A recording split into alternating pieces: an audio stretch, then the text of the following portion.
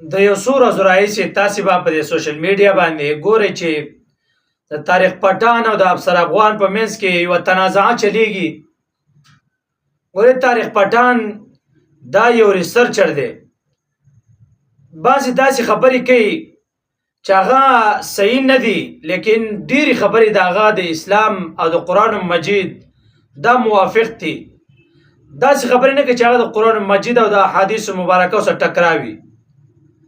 بل طرف ته افسر افغان دی، نو افسر افغان صراحتاً داسې غلطیانې کوي، صراحتاً د شعر او شاعرۍ په طرز عمل باندې شي، که دغه رنګې د کرکټر په اعتبار سره شي، نو ټول کارونه بعضې داسې کوي چې هغه د اسلام او د قرآن مجید صراحتاً مخالف دي.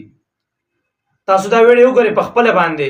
د تاریخ نه نه خبر ستا په هره حجره کې به رباب او ستار پروت و، منګی به پکې پروت و.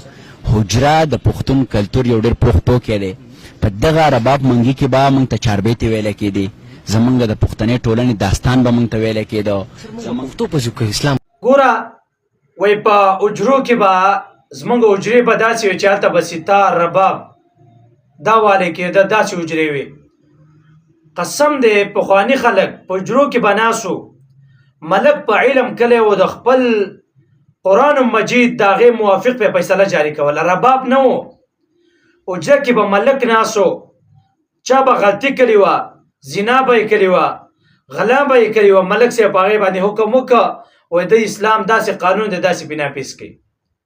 دا ملکانو په حجرو کې به دا فیصلې کېدې. په حجره کې به د مشرانو د عزت خبرې کېدې. په حجره کې به ماشومانو تربیت کېده چې مشر به رالی، کشر به ډاریک پاسېد، وایي ملک رالی، مشر رالی، ځای به یې ته پرېښوست، په ښکلي نومونو به یې رابلل. په حجره کې به ډولکي نه و، په حجره کې به ستارونه نه و. په هغه حجره، هغه ځای چې په هغه کې به زموږ مشران ناست وو، داسې خلک لکه دا اوس چې څنګه افسر افغان دی، دغه رنګې نور خلک دی، د دې د وجې نه حجره هم بدنام ده، مشران هم بدنام دي. دغه رنګې دا ګورئ، تاسو وګورئ په یو سټیج باندې، په یو سټیج باندې ته د پردۍ زنانه سره ودرېږه او ته سندرې او ګانې او بجانې وایه، او دغه رنګې شونډې او زلفان او دا یادوه. دا په کوم اسلام کې دي؟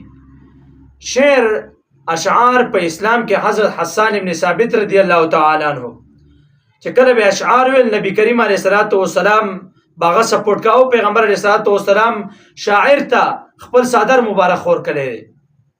پیغمبر علیه الصلاۃ والسلام به له روپۍ ورکول، انعام به ورکوه چې کله به اشعار ویل. نو اشعار ویل دا په اسلام کې چې صحیح اشعار دا ثواب دی، په دې کې خلک خپله فلسفه بیانوي، لیکن د داسې خلکو د وجې نه شعر او شاعري بدنام ده.